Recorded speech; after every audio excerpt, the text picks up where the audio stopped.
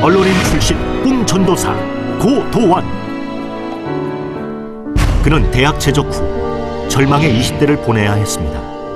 이 경험에 내가 무너지면 끝인데 좋은 글의 재료가 될 거야. 지금의 경험들이. 나는 좋은 글 쓰는 사람이 꿈이야. 결국 간절히 바라던 꿈을 이룬 그러던 어느 날 쇼크가 온 거예요. 말하자면 고무줄이 툭 끊긴 것처럼 이렇게 사람이 가는 거구나. 저 자신에 대한 힐링에 대해서 생각하게 되고 나처럼 힘들어하는 사람에게 도움이 된다면 얼마나 좋을까. 그렇게 시작한 것이 바로 이메일 쓰기. 그의 편지는 수많은 이들의 마음을 어루만져 주었습니다. 돌아보면 저는 힘들 때마다 새로운 꿈을 꿨던 것 같아요. 꿈은 나이가 없어요. 젊은 사람에게도 꿈이 필요하지만 광운교에 있는 분들도 새로운 꿈, 멋있는 꿈 꾸기를 바랍니다. 꿈꾸는 행복 배달부 고도원 씨를 소개합니다.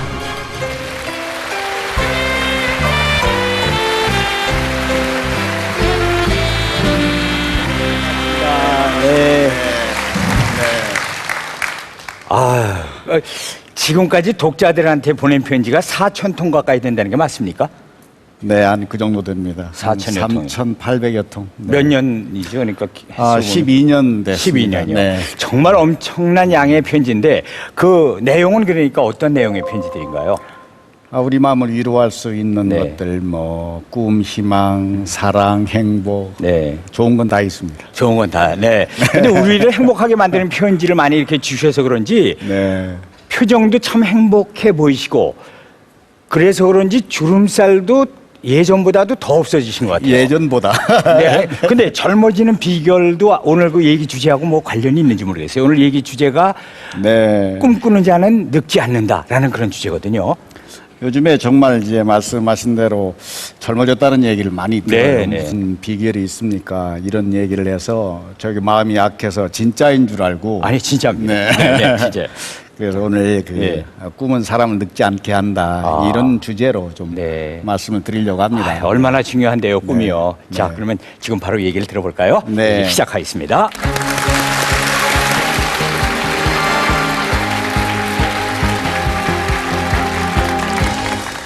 안녕하세요.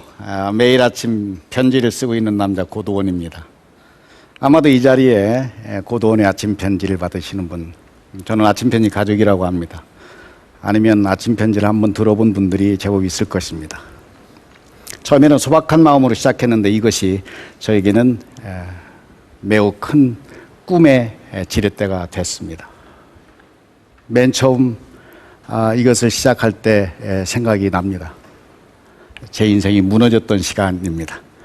그런데 지금은 많은 사람들로부터 건강하다, 젊어졌다 이런 얘기를 듣습니다.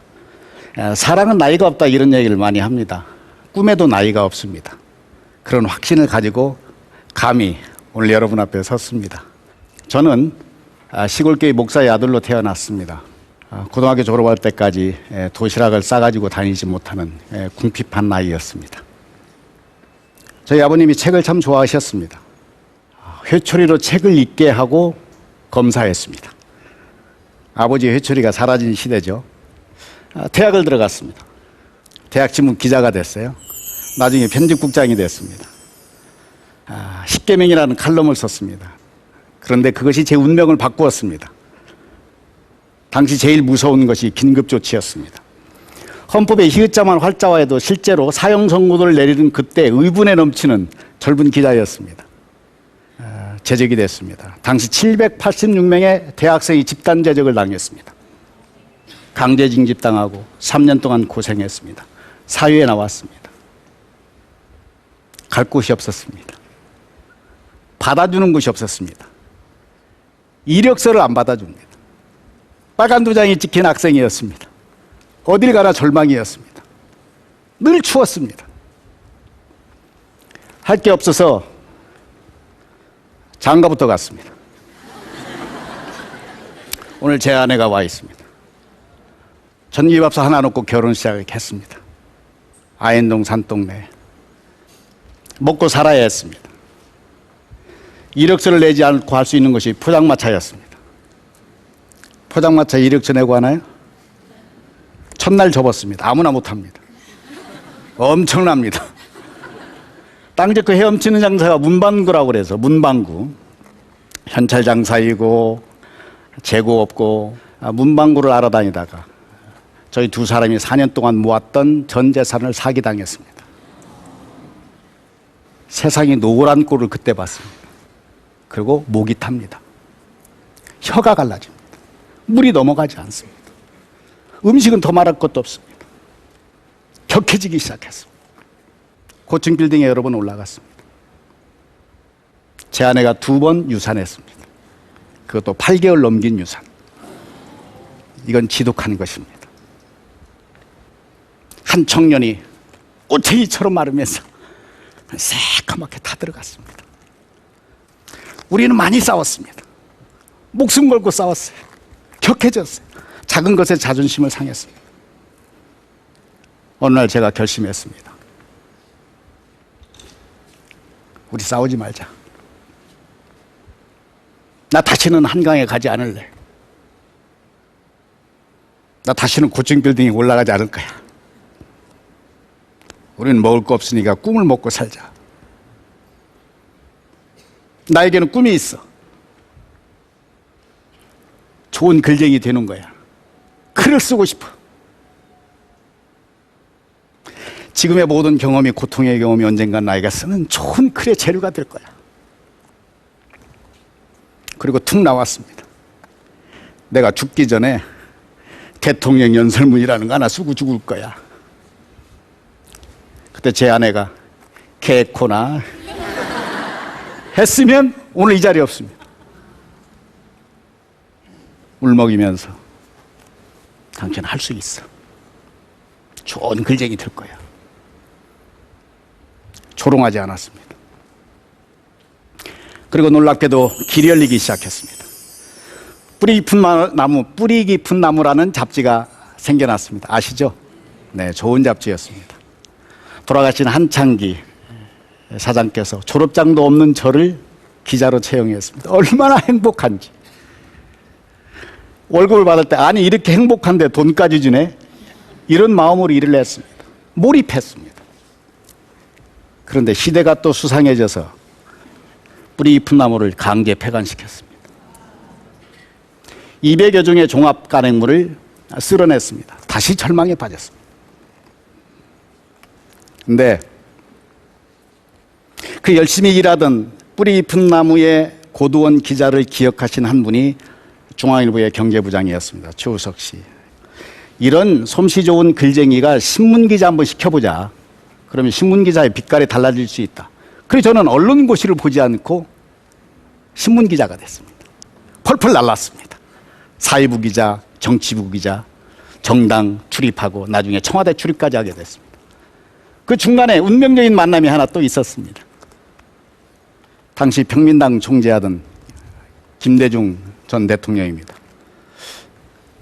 어느 날 차를 마시면서 이렇게 물었습니다. 젊은 아들, 인생의 책이 있으시오? 그리고 당신의 인생의 책에 대해서 이야기하기 시작했습니다. 그분의 인생의 책이 아마 관심 있는 분들 더러 아실 것입니다. 아놀드 토인비가 쓴 역사의 연구라는 책입니다. A Study of History. 그런데 공교롭게도 그 책이 제 인생의 책이에요. 알고 보니까. 중학교 2학년 때 저희 아버님이 회초리 들어서 맨 처음 읽게 한 책이 그 책입니다. 한번 생각해 보세요.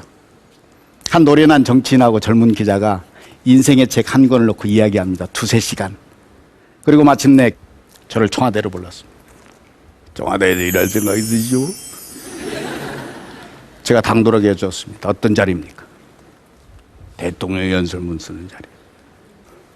그거 제 꿈이었습니다. 제가 죽기 전에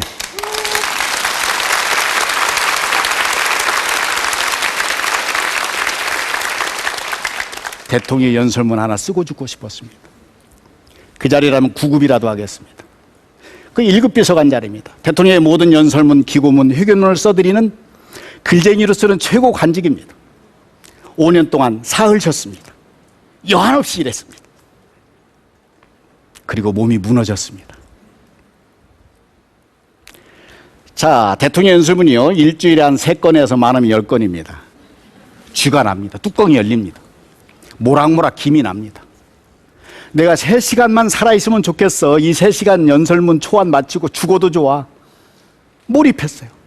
그리고 어느 날 연설문 초안을 마치고 일어났는데 몸이 안 움직이는 것입니다. 석고상처럼, 박제된 동물처럼 돌아가지 않아요. 물론 그 전에 여러 전조들이 있었습니다. 그래서 고개를 돌리려고 돌리는 순간 번개를 맞았습니다. 번쩍 섬광 같은, 고무줄이 끊어진 것 같은, 아이스크림이 녹는 것 같은 그 자리에서 아, 사람이 이렇게 가는구나. 그것이 제 인생의 전환점입니다. 그날 이후 제 인생이 바뀌었습니다. 그날 이후는 제 삶이 덤이라고 생각합니다. 꿈의 길을 가기 시작했습니다. 제 머리 터지기 전에 바늘구멍 하나 내는 마음으로 시작한 것이 고도원의 아침 편지입니다. 2001년 8월 1일입니다. 이메일 주소라는 게 생겨났습니다. 우표를 붙이지 않아도 편지를 붙일 수 있는 세상이 도래했습니다. 띵 하고 제 친구 몇 사람, 이메일 주소를 갖고 있는 친구 몇 사람에게 보내기 시작한 것이 자라나서 지금은 320만 명이 받고 있습니다. 휴대폰 앱으로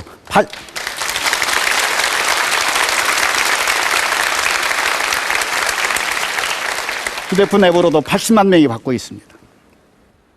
저를 살리기 위해서 시작한 것입니다. 그런데 많은 사람들을 살리게 됐습니다. 꿈을 꾸게 했습니다. 인천에 사는 한 20대 여성이 저에게 메일을 보냈습니다. 첫 줄이 이렇게 시작됩니다. 고도원 선생님, 제가 오늘 제 인생 접으려고 했습니다. 옷장을 정리했습니다. 신발장을 정리했습니다. 그리고 은행귀자를 정리했습니다.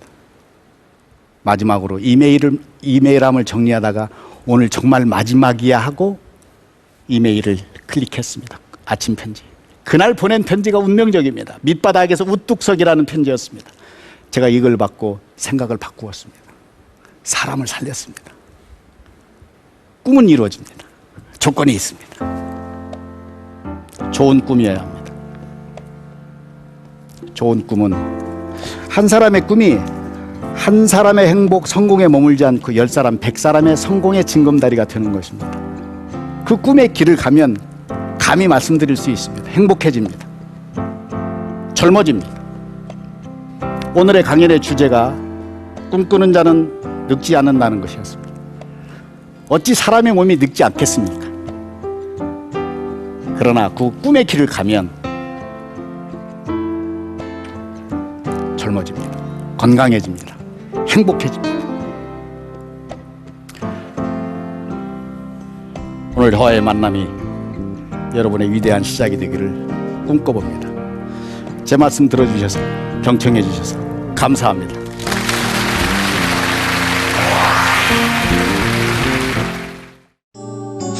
KBS KBS KBS 한국방송